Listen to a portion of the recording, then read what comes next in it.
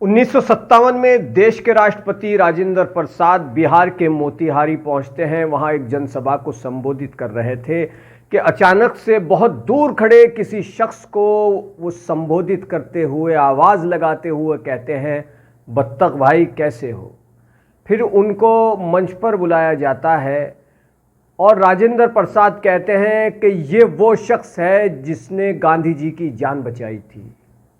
अब वो किस्सा मैं आपके सामने रखता हूं, जिसका जिक्र बीबीसी की रिपोर्ट के मुताबिक 1957 में मोतिहारी में राष्ट्रपति राजेंद्र प्रसाद ने भरी जनसभा में किया था, जहां पर बहुत भीड़ थी, बहुत ज़बरदस्त लोगों की भीड़ थी, और जहां से उन्होंने आवाज़ देकर बहुत दूर खड़े किसी शख्स को पहचान कर कहा था कि बत्तख भाई कैसे हो, यहाँ पर आ जाओ। अब वो गांधी जी की जान कैसे बचाई थी और उसकी कीमत बत्तख मियां अंसारी को कैसे चुकानी पड़ी थी, ये आप सुन लीजिए। दक्षिण अफ्रीका से गांधी जी सीधे मोतिहारी चंपारण पहुंचते हैं। ये बात 1917 की है। वहाँ पर दरअसल किसानों की दुर्दशा कर दी थी अंग्रेज़ों ने, उनको बहुत परेशान कर रखा था। और जब गांधी जी वहाँ पहुँचे तो गांधी जी को वहाँ पर जो इन कंपनियों का मैनेजर था, उसने अपने घर पर आमंत्रित किया कि इस समस्या का समाधान कर दीजिए। और जिसने आमंत्रित किया था उसका नाम WS इरविन था। वो उस समय इंडिगो प्लांटर्स का चंपारण में मैनेजर था।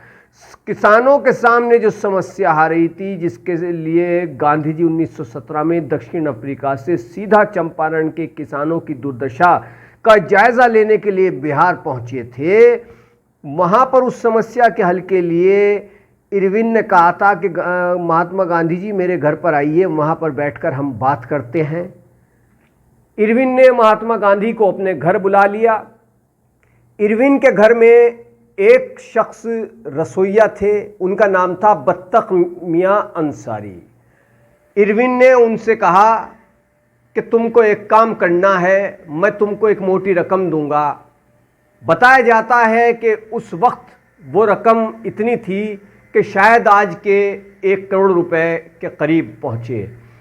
तो इरविन ने बत्तख मियां अंसारी, जो इरविन के यहाँ नौकरी करते थे रसोइये की, उनसे कहा कि मैं तुमको एक मोटी रकम दूंगा, तुम गांधी जी को जहर में स्लो पॉइजन यानी धीमा जहर मिलाकर तुमको ये जहर देना है। इससे गांधी जी की 2 दिन बाद या 4 दिन बाद या हफ्ते भर बाद मृत्यु हो जाएगी। ये काम तुमको करना है।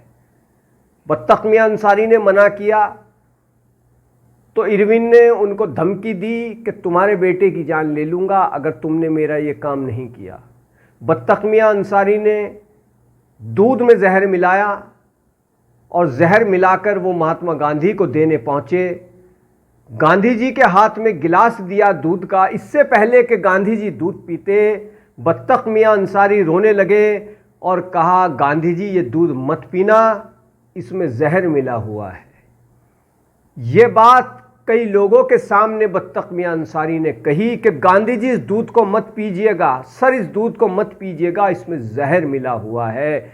जब ये बात खुल गई कि बत्तख मियां अंसारी ने गांधी जी की जान बचाई है, तो उस अंग्रेज अफसर इरविन ने बत्तख मियां अंसारी को जेल भिजवाया। ना सिर्फ जेल भिजवाया बल्कि उसकी जो खेती की कुछ ज़मीन थी वो जब्त कर ली गई और उसके मकान को ढहा दिया गया। बत्तख मियां अंसारी को गांधी जी की जान बचाने की इतनी बड़ी कीमत चुकानी पड़ी, लेकिन बत्तख मियां अंसारी ने अपना ईमान नहीं बेचा। उनको मालूम था कि गांधी जी इस देश के लिए कितने ज़रूरी हैं और मैं अपने देश से, बत्तख मियां के दिल में यही बात थी कि मैं अपने देश से गद्दारी नहीं कर सकता हूं। मैं इस अंग्रेज़ अफसर की नौकरी रसोइये की ज़रूर करता हूं, लेकिन मैं देश के राष्ट्रपिता कहे जाने वाले महात्मा गांधी की हत्या नहीं कर सकता, उनको जहर नहीं दे सकता।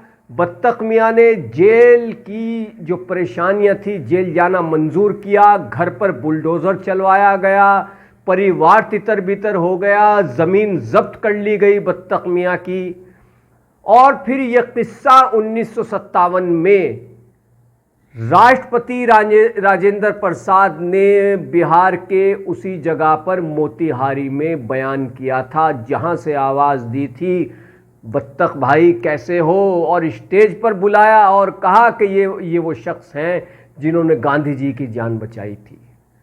तो ये थे बत्तख मियां अंसारी। 1957 में ही बत्तख मियां अंसारी का इंतकाल हुआ। आज भी उनके इलाके में उनको सम्मान की दृष्टि से देखा जाता है। आज़ादी का अमृत महोत्सव चल रहा है, तो ज़रूरी है कि हम ऐसे लोगों के बारे में भी जानें कि जिन्होंने देश के लिए अपनी जान कुर्बान करने वाले महान क्रांतिकारियों महात्मा गांधी जैसी शख्सियतों की जान बचाई और अपने आप को किस तरह से कुर्बान कर दिया कि जेल जाना पड़ा, मकान ढहा दिया गया, ज़मीन जब्त हो गई, परिवार तितर बितर हो गए। तो ऐसे लोगों को भी सलाम, बत्तख मियां अंसारी जैसे लोगों को भी हमें याद रखना चाहिए कि जिन्होंने 1917 में महात्मा गांधी की जान बचाई थी और अपना ईमान नहीं बेचा था।